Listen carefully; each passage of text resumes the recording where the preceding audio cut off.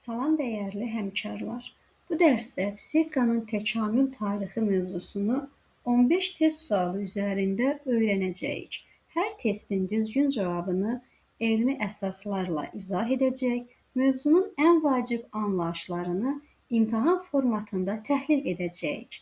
Əgər psixoloqların işə qəbulu və sertifikasiya imtahanına hazırlaşırsınızsa, bu dərs sizin üçün faydalı olacaq. Elə isə gəlin testlərimizə keçək.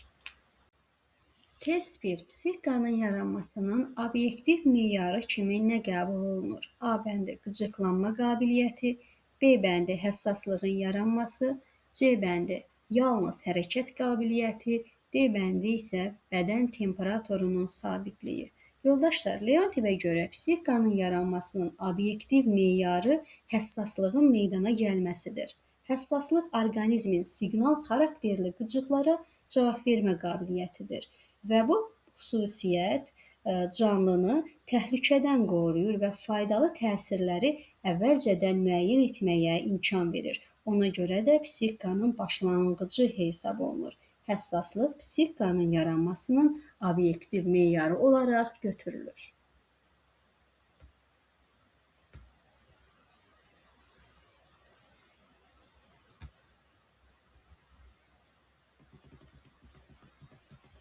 Növbəti testimiz 2 ilə davam edirik. 2-də bizdən soruşulur. Qıcıqlanma nəyi ifadə edir? A bəndi siqnal xarakterli təsirlərə reaksiyanı, B bəndi yalnız bilavasitə həyati əhəmiyyətli təsirlərə reaksiyanı, C bəndi mücərrəd təfəkkürü, D bəndi isə kollektiv əmək fəaliyyətini. Yoldaşlar, qıcıqlanma canlıların işıq, istilik, rütubət və kimyəvi təsirlər kimi birbaşa həyati əhəmiyyət daşıyan qıcıqlara cavab vermə qabiliyyətidir. Bu, bütün canlılara xas olan bioloji bir xüsusiyyətdir və psixikanın mövcudluğunu göstərmir. Qıcıqlanma biolojidir, həssaslıq isə psixi bir xüsusiyyətdir. Bizdən də qıcıqlanmanı soruşduğuna görə düzgün cavabımız B variantıdır.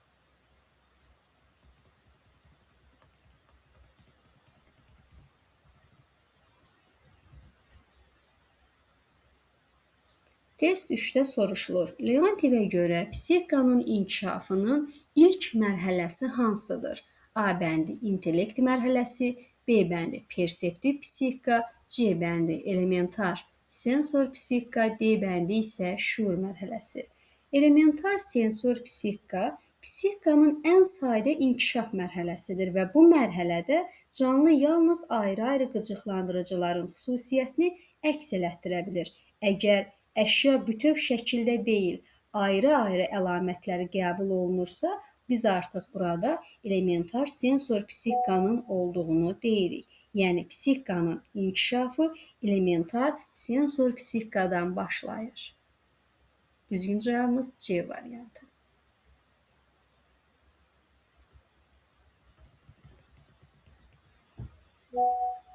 Test 4.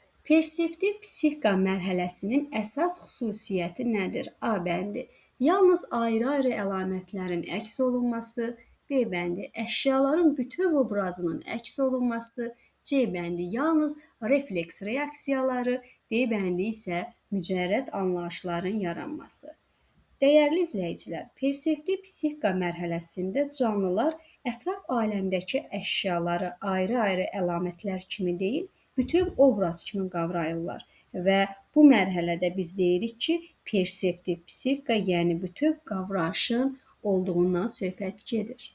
Ona görə B variantı.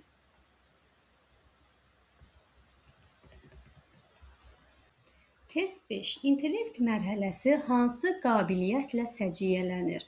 A bəndi yalnız bilavasitə reaksiya ilə, B bəndi əşyalar arasındakı əlaqələrin əks olunması və alət fəaliyyəti ilə, C bəndi yalnız qıcıqlanma ilə, D bəndi isə yalnız diffuz sinir sistemi ilə. Yoldaşlar, intellekt mərhələsində heyvanlar situasiyanı təhlil edir, səbəb-nəticə əlaqələrini müəyyənləşdirə bilir və sadə alətlərdən istifadə edə bilirlər. Bu mərhələ ali məməlilər üçün, yəni ali heyvanlar üçün xarakterikdir. Yəni, intellekt mərhələsi əlaqələrin dərk edilməsi və alətdən istifadə ilə birbaşa bağlıdır. Ona görə bizim düzgün cavabımız B variantıdır. Çünki əşyalar arasındakı əlaqələrin əks olunması və alət fəaliyyəti ilə intellekt mərhələsi qabiliyyətini səciyyələndirən bir xüsusiyyət olaraq götürülür.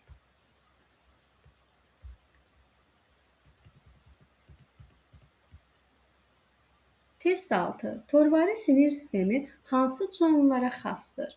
A bəndi insana, B bəndi ali məməlilərə, C bəndi hidropolitlər kimi ən sadə canlılara, D bəndi isə quşlara.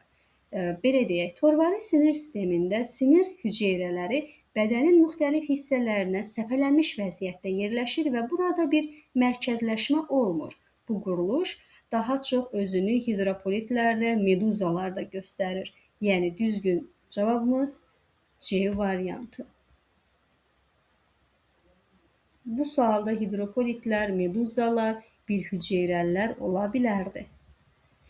7-ci testimiz. Düyünlü sinir sistemi hansı canlı qrupuna xasdır? A bəndi həşəratlara, B bəndi məməlilərə, C bəndi insana, D bəndi isə quşlara. Yoldaşlar, bu sinir sistemində sinir hüceyrələri düyünlərdə toplanır. Bu sistem həlqəvari bir quruluşa malikdir və qurdlarda və s.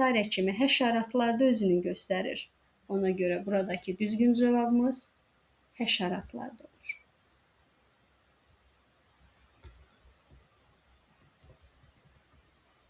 Test 8. İnsan psixikasının heyvan psixikasından əsas fərqi nədir?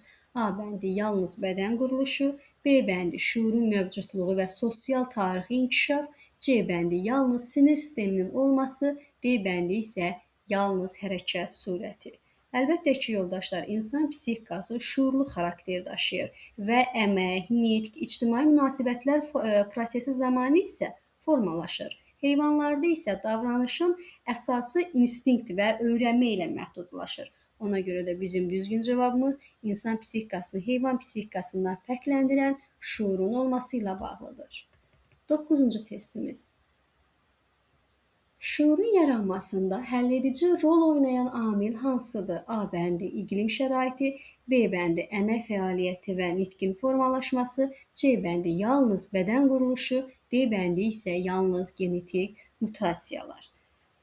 Əmək fəaliyyəti insanların birgə fəaliyyətini və ünsiyyətini inkişaf etdirmiş, nitqin yaranmasına səbəb olmuşdur. Bu amillər şuurun formalaşmasının əsas şərtləri hesab olunur. Yəni əmək və nitq şuurun inkişafında birbaşa rol oynayan həlledici amildir.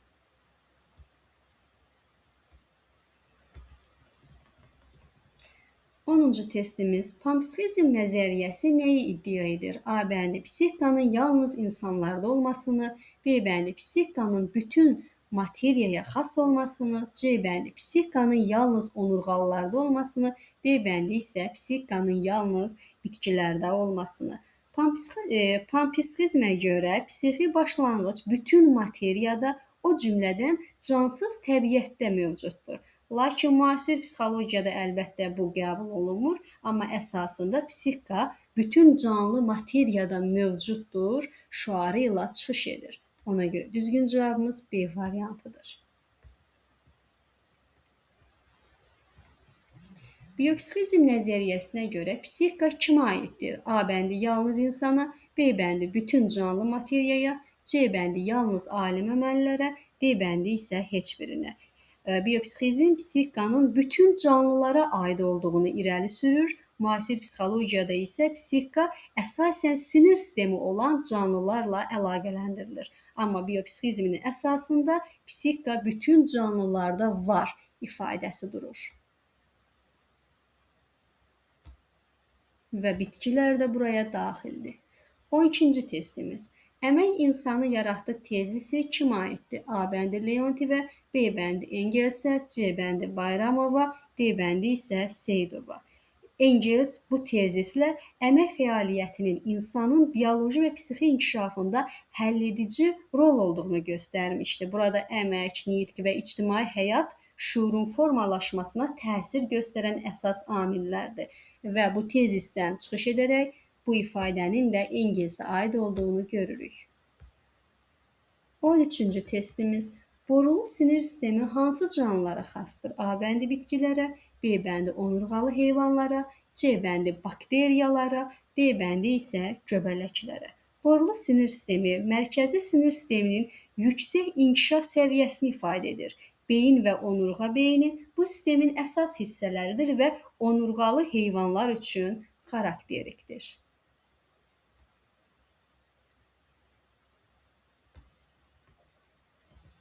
14-cü testimiz heyvanın ayaq səsini eşidib qaçması hansı reaksiya növünə nümunədir? A bəndi qıcıqlanma, B bəndi həssaslıq, C bəndi mücərrəd təfəkkür, D bəndi isə refleks olmayan reaksiya. Dəyərli izləyicilər, ayaq səsi orqanizmə birbaşa təsir göstərmir, lakin təhlükə haqqında məlumat verir. Buna görə də belə reaksiya həssaslığın, yəni siqnal xarakterli qıcıqlara cavab vermənin bir nümunəsidir. Biz demişdik ki, siqnal qıcığı həssaslıq üçün əsas açar ifadədir. 15-ci və hələ ki sonuncu testimiz psixikanın təkamülü ilə hansı bioloji struktur paralel şəkildə inkişaf etmişdir? A bəndi əzələ sistemi, B bəndi sinir sistemi, C bəndi tənəffüs sistemi, D bəndi isə dövriyyə sistemi. Psixikanın inkişafı sinir sisteminin təkamülü ilə sıx bağlıdır. Sinir sistemi sadədən mürəkkəbə doğru inkişaf etdikcə psixi fəaliyyət də mürəkkəbləşmiş, nəticədə insan şüuru formalaşmışdır. Yəni sinir sistemi inkişaf etdikcə psixika da inkişaf edir. Ona görə də biz deyirik ki, sinir sistemi psixikanın təkamülündə əsrarəngiz bir rola sahibdir.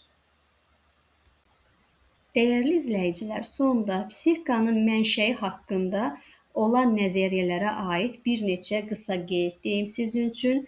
Panpsixizm, psixika bütün təbiətdə mövcuddur deyir. Biopsixizm, psixika yalnız canlılarda mövcuddur. Əlbəttə ki, bitkilər də bu canlılar kateqoriyasına aid hesab olunur.